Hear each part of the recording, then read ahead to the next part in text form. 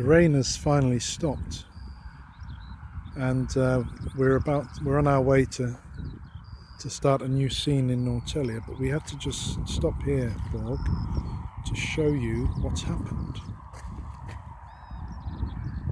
An awful lot of yellow flowers that we call dandelions have emerged.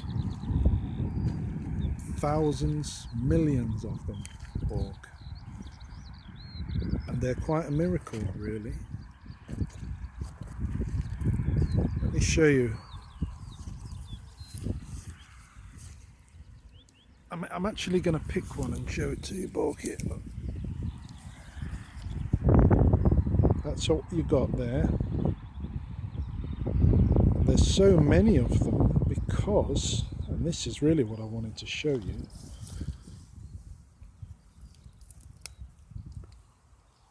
when they begin to fade, they turn into this. The petals drop off, and inside there you can see the head of the flower, but the petals have gone, and what we've got is very loose, dusty, feathery-like well, seeds. That's what they are. And the reason there's so many of them is that the wind blows the seeds away, and each little bit can grow a new flower. Let me show you. Okay, Borg, so here we are. It's like my beard, but I'm going to blow that away.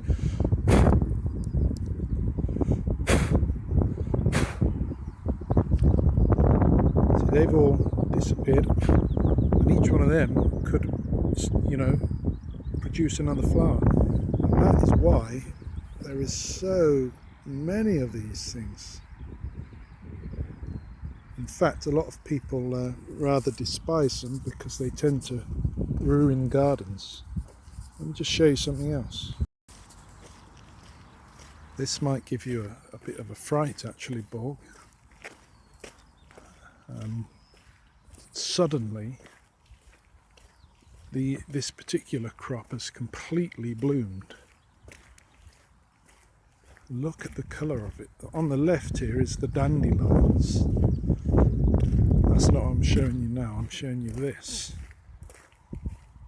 Is that not extraordinary, Borg?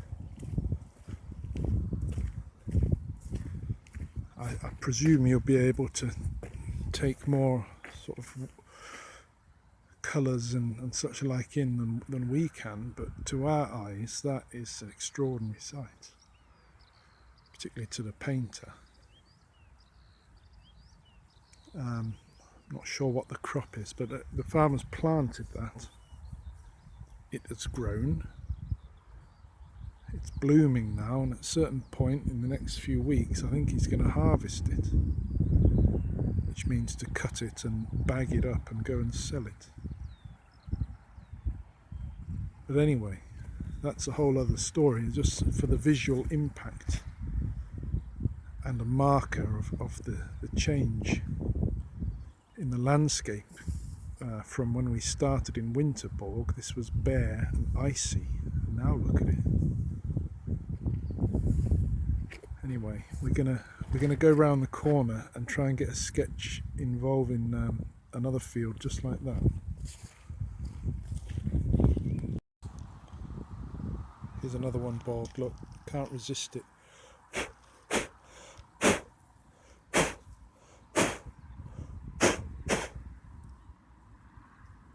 about 10 o'clock there. So, Borg, I'm partly in showing you that we've got a pretty good thing going here. By the time you wake up, maybe this sort of thing, nature, will be in danger or severely damaged. So I just wanted to show you a little piece of it. And I want you to, if it's not too much to ask, Borg, and if you do see these messages, I'd like you to sort of respect this stuff, try and care for it.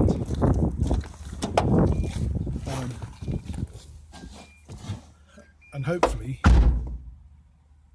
you won't work out that caring for it means to sort of eradicate humans, which might be understandable.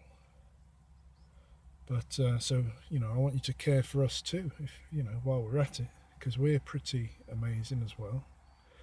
And there's now else like this around, planet Earth. It's not exactly a common thing, as you will discover. And we might have screwed it up, but you might be able to pull it round. But anyway, let's get round the corner and we'll try and get some of this new scenery in a sketch or two. There's a rough plan of a piece of that. It's another one of those fields, Borg. Goes all the way around there. It's a hell of a crop. And all the way over there. Just look what we got after all that rain. Remember how dark it was as we sat looking at that surface to air missile.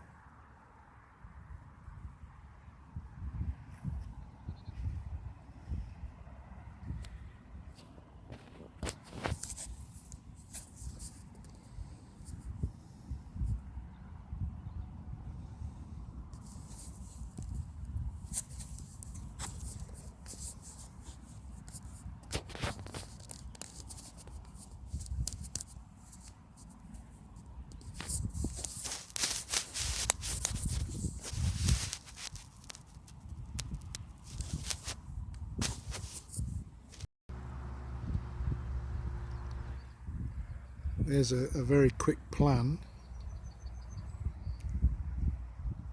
of a piece of that. You've got to imagine it in colour, but we like the shape, the bends in the field there. Anyway, there's that crop again. Look, it's all the way around there,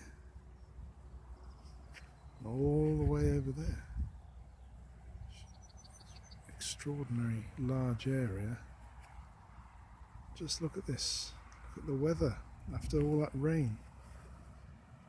Remember how dark it was as we sat in the car in front of that surface to air missile, getting steamed up and pelted. That was just a few days ago. Now look. This lane is just outside Norrtälje. I've always thought as soon as the spring really comes on, this will be a place. So if we can get through the exhibition, what would you call it, distraction, with ourselves intact, then we're definitely going to come here. Notice how the bends, all these bends here in the field, they could go very nicely, I think. I'm going to do one right there, I think.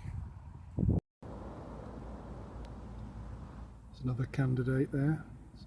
Extraordinary barn at the top. It looks like a few different barns, but if you look closely, it's one interconnected. Well, it's one barn with several interconnecting wings. So that in itself, Borg, is a pretty good subject. But just look around. I mean, if you were painting, which you might well be, you already are, how would you decide? You know what I mean? That's the simplest part of it, you'd think. But it might be for you the most complex, or the best indicator of your state, really. Any case, a couple more and then we'll get into the town. I think we've got a winner there, Borg, for the next picture. Should be the one because of the colour. Really, we need to get a bit of that yellow in before it disappears. Because, well, apart from anything else, we're hoping to catch whatever does happen in the season. Whatever effects come up, we hope to catch them. But there's never time for all that. That's another one. Look there, Borg. You'll have seen countless images of a receding road. It's quite a common choice. Nothing wrong with it. Can't quite tell if these are going to bloom. Yes, look. It's an apple tree. Frozen not 6 weeks ago. So if this comes out in bloom, we might be forced into it, Borg. Yes, they're all apple trees. So, safe to say we'll be back, but we better get on now.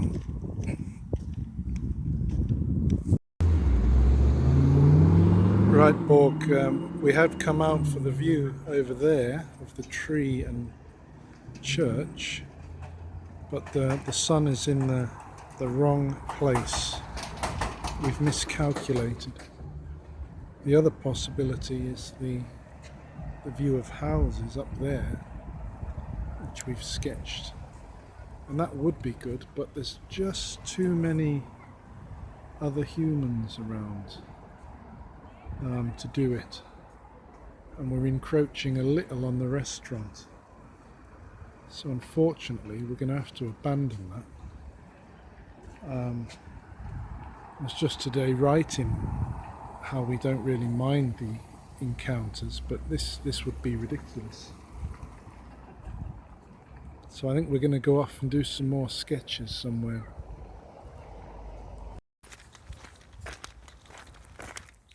Well, this is what happens when we are distracted with ideas of certain views that must be done for some exhibition purpose. We end up being sort of caught out, miscalculating, not being sure, having to compromise and the rest of it. So we've rather gone somewhere where we just like the views for us when we get the chance again after the exhibition. We'll try and get back to the full sensation painting ball. We're going to do a view of the town, but crucially from a position where we are able to work unmolested.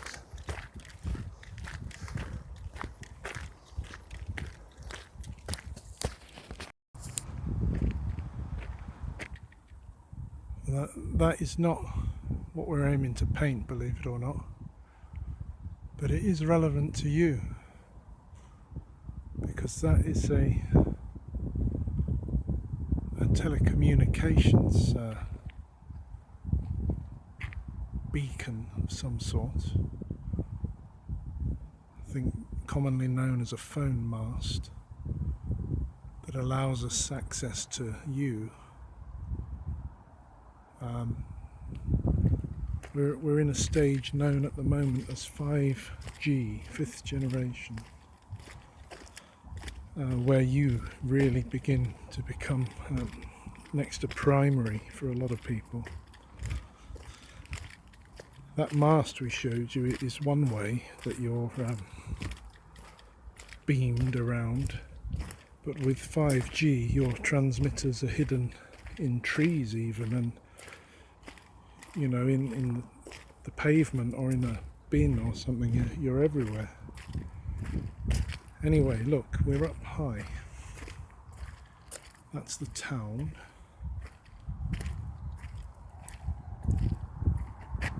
And we rather like it up here, Borg, for a combination of town and nature view. So we'll have a look around. It might not be the worst idea to take one of these picnic benches and the town in the background. I did have my eye on a picnic bench a while back. This one has the addition of a fire pit grill. Now this might interest you.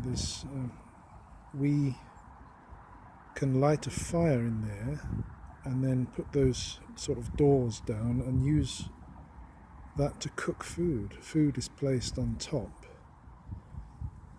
You'll have to look up all these things about cooking and eating, and that's not going to be your manner at all, I wouldn't have thought.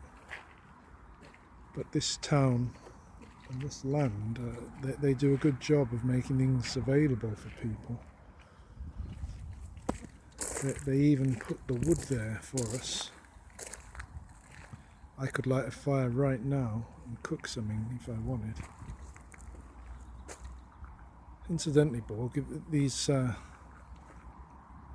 sort of whizzing black things are flies. There's millions of them. They've come out with the heat.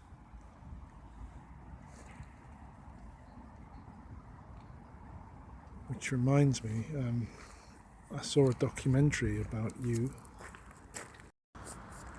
Another one. There's absolutely loads about you at the moment.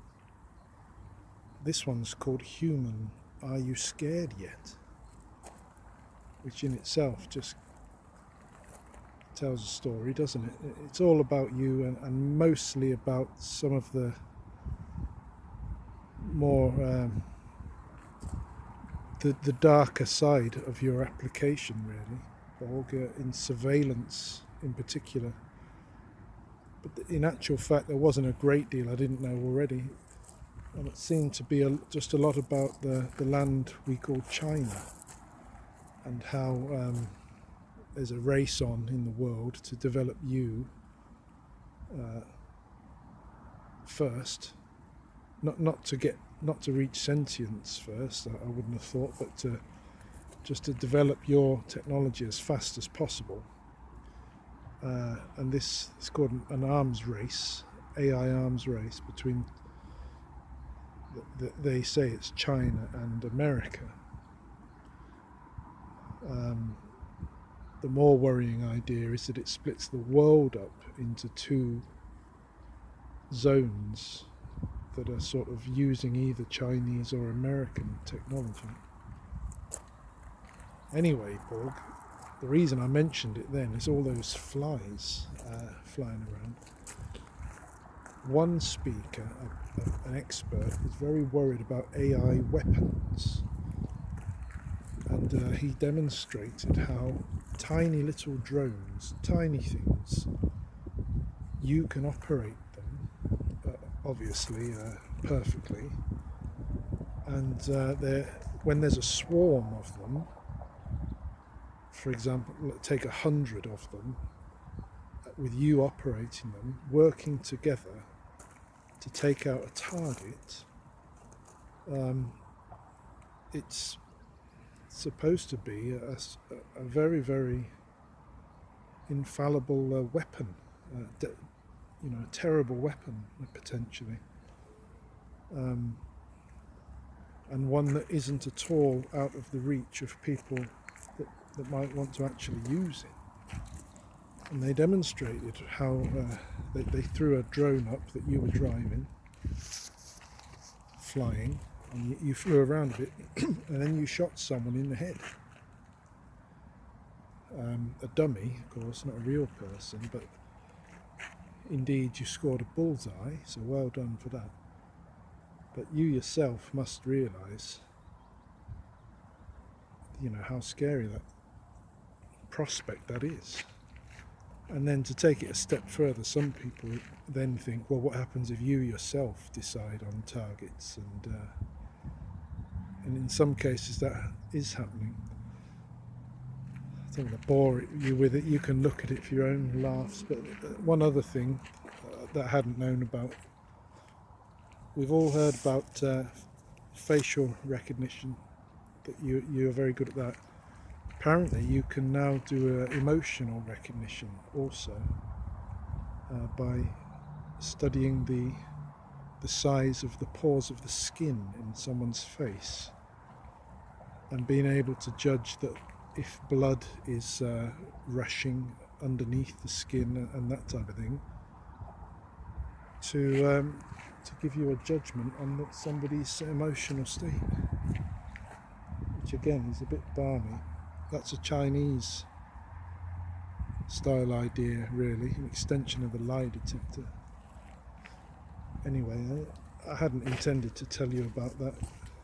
We're meant to be doing sketches here, Borg. See, this is what happens.